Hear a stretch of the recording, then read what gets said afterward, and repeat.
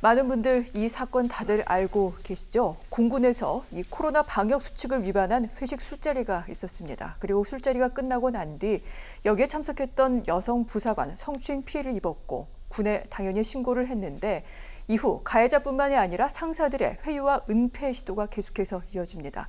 아울러 수사도 굉장히 늑장, 부실로 이루어지게 되죠. 여기에 2차 가해까지 벌어지면서 무려 2달여 동안 계속해서 군대 내에서 괴롭힘을 당하기까지 합니다. 결국 이 피해자는 극단 선택을 하게 됐는데 이제서야 군과 또한 국방부에서 제대로 수사하겠다고 나서는 중입니다. 국민들의 공분이 상당한데 일단 가장 큰 책임은 군에 있는 것이 아니겠습니까? 공군, 검찰, 군 경찰로부터 예전에 헌병이라고 불렀습니다만 여기서 사건을 넘겨받은 후에도 제대로 수사하지 않은 정황이 지금 속속 드러나고 있습니다.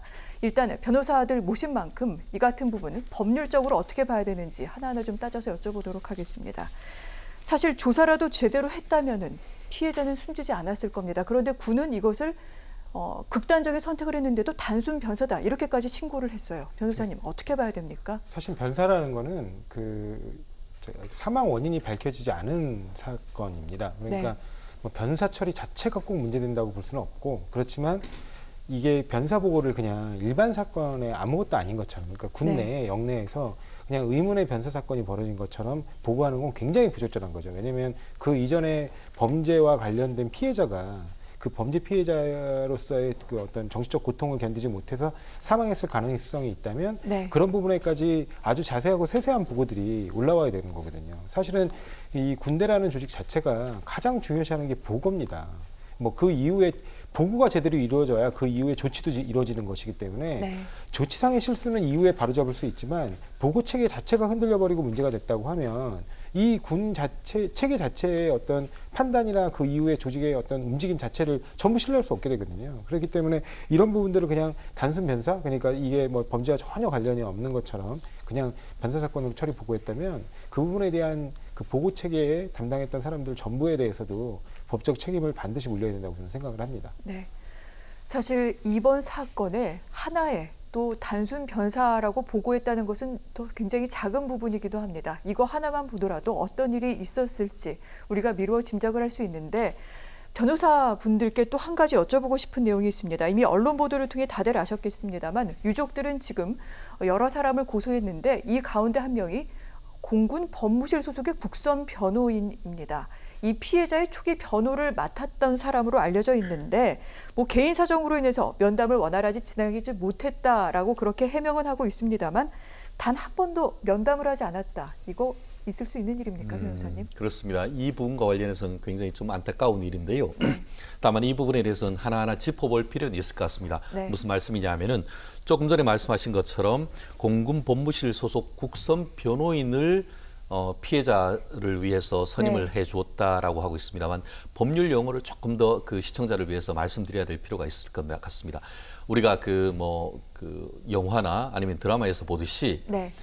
수사를 받고 있거나 재판을 받고 있는 피의자나 피고인의 법률 대리인을 국선 변호인이라고 합니다. 네. 국가에서 선임해주는 변호사를 국선 변호인이라고 합니다. 그런데 그것이 아니고 이번 같은 경우에는 이른바 성범죄 피해자의 고충을 옆에서 도와주기 위한 것이 바로 성폭력 피해자 국선 변호사라고 합니다. 네. 법률적으로는 상당히 다른 그 취지인데요. 지금 이번에 그 피해자 같은 경우에는 피해자로서 형사 고소를 한다든가 아니면은 피해자의 어떤 신원이 드러날 경우에는 가해자로부터 2차적인 어떤 피해를 입을 수 있지 않습니까? 네. 그러다 보니까 그와 같은 뭐 합의를 위한 것이다 아니면은 고소를 하기 위한 가운데서 어떤 2차 피해를 방지하기 위해서 피해자를 대신해서 가해자 측과 협의를 한다든가 하는 것이 성폭력 피해자 국선 변호사라고 합니다. 네. 근데 이번 같은 경우에는 그 일부 언론 같은 경우에는 국선 변호인이라고 했지만 그건 국선 변호인이 아니고 성폭력 피해자 국선 변호사인 건데요. 지금 얘기를 들어보면 말씀하신 것처럼 공교롭게도 군 법무관으로 있던 그 군 법무관을 피해자 국선 변호사로 선임했는데 그 국선 변호사가 신혼여행을 갔다고 합니다. 그리고 갔다 와가지고는 2주 동안 이제 또 그 자가격리를 해야 되는 그런 문제가 있다 보니까 직접 만나서 어떤 그 피해자의 어떤 고충을 듣거나 하지는 못하고 이 카카오톡이라든가 이런 것으로 서로 얘기를 했다라고 얘기를 하는데요. 말씀드린 것처럼 일반 국선 변호사와 같이 뭐 예컨대 이제 구초에 가서 만나서 네. 변호를 해야 되고 그런 관계는 아니라는 점에서 어떤 일반적인 사건과는 조금 다른 점이 있습니다. 다만 그럼에도 불구하고 지금 그 좀 더 적극적으로 이 고충을 들어주고 이 부분에 대해서 국방부라든가 아니면 군검찰에 이 피해 상황이나 이런 것들을 적극적으로 알릴 수 있는 기회가 있었지 않느냐 하는 그런 아쉬움에서 얘기를 하는데 어쨌든 지금 피해자의 유족들 같은 경우에는 네. 피해자 국선 변호사가 제대로 초등 대응을 제대로 하지 못함으로써 이와 같은 극단적 선택까지 이르렀던 점에 대해서 이 단순히 좀 불만을 표현하는 것이 아니고 그것이 직무유기고 네. 또 개인 정보를 외부에 유출했다는 점에서 개인정보보호법이나 이런 것으로 형사 고소했다는 점에서 앞으로 이 부분에 대한 수사가 어떻게 될지에 대해서 상당히 좀 그 귀추가 주목되는데요. 일반적인 국선 변호사는 우리 같은 그 보통 변호사입니다. 그런데 이번 그 네. 군 부대 내에 있는 그 성폭력 피해자 국선 변호사는 공무원인 군 법무관입니다. 그러다 보니까 그 공무원의 지위가 있다 보니까 지금 직무유기죄로 고소를 했는데 과연 이것이 처벌이 될 것인지 우리가 생각을 해보면은 좀 굉장히 안타까운 점은 있지만 과연 형사적인 처벌이 가능할지에 대해서는 기존 직무유기죄의 어떤 그 대법원 판례에 볼 때 대법원 판례 같은 경우에는 고의로 그냥 직무를 회피했는 정도가 돼야 직무유기죄를 처벌하는 것이지 네. 카카오톡 정도로 얘기를 했을 뿐 직접 만나지 않은 상태에서 어떤 법률 조언을 제대로 못한 것까지는 과연 직무유기로 처벌할 수 있을지에 대해서는 앞으로 법률적인 상당한 논란이 예상된다 이렇게 얘기할 수 있을 것 같습니다. 제가 알겠습니다. 조금만 첨언을 해드리면 네. 이게 지금 말씀하신 것처럼 직무유기는 정말 좀 논란이 있습니다. 만약에 적용할 수 있는지. 근데 이 1년차 단기 1년차 법무관이었다는 거예요. 그분이. 네. 근데 사실은 피해자 국선의 제도에 대해서 과연 제대로 이해하고 있었나. 왜냐하면 피해자 국선을 이런 성폭력 범죄에서 특별히 인정하는 이유. 다른 제도에는 없습니다.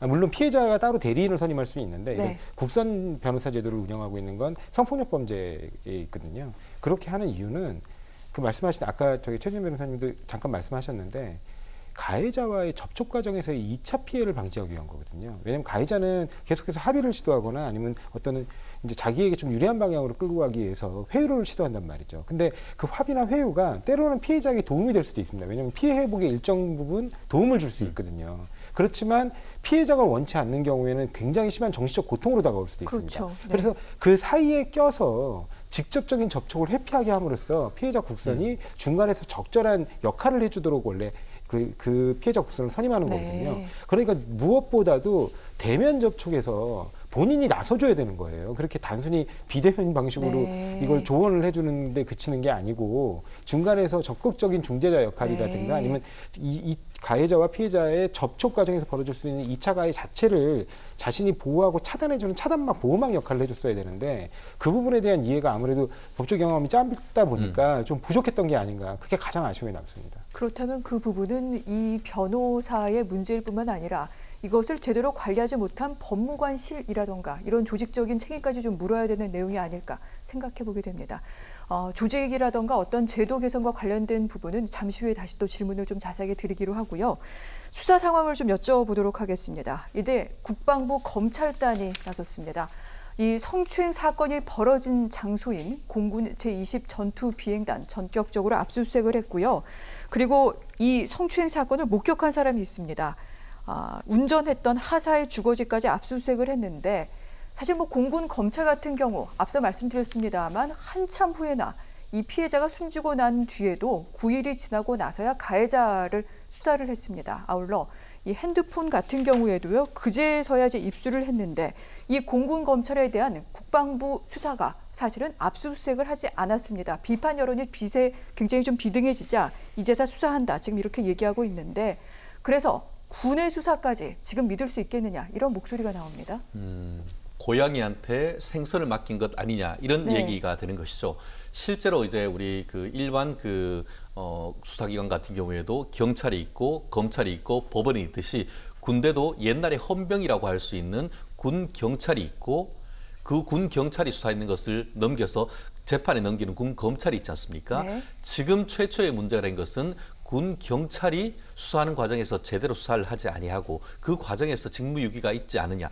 단순히 그리고 또 이 부분이 한 번 그 어떤 성범죄가 있었는 것이 아니고 실질적으로 지금 유족들 같은 경우에는 네. 3번 가까이 유사한 형태의 어떤 그 피해가 있었다고 주장을 하고 있는데 그럼에도 불구하고 굉장히 오랜 기간 지금 조사되지 아니한 이유가 무엇인가에 대해서 지금 이 상급 기관인 국방부에 있는 검찰단이 지금 수사를 하고 있는데 지금 문제를 보면은 단순히 이제 군 경찰뿐만 아니고 군 검찰도 넘어온 사건을 오랫동안 수사를 하지 않고 묵혀뒀던 그 과정에서 이와 같은 비극이 벌어졌는데 네. 왜 하필이면 군 경찰만 압수수색을 하고 그 당시에 그 어떤 수사 지휘를 하거나 수사를 해야 되고 있는 군 검찰에 대해서는 아무런 조치를 하지 않느냐 하는 그런 부분에 대해서 지금 여론의 비판이 굉장히 따가운 것 같은데요.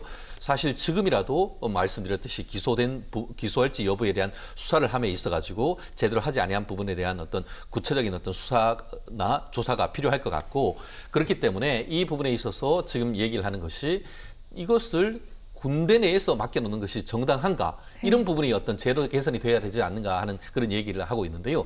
다만 저런 건 있을 것 같습니다. 어쨌든 이 사건은 피해자도 군인이고 가해자도 군인입니다. 그러다 보니까 적어도 현재 있는 군사 관련되는 형법이라든가 그 관련되는 법률상에 네. 이 군 관할 내에 있고 만약에 그 외부에서 할 경우에는 그와 같은 조사에 따르는 조서라든가 이런 부분이 과연 적법한가라고 해서 오히려 피의자 내지 피고인 측이 어떤 그 적법 절차 위반을 주장할 수 있는 그런 부분이 있어서 적어도 현재 상황 속에서는 지금 그 군 검찰의 어떤 그런 수사를 네. 좀 믿을 수밖에 없는데요.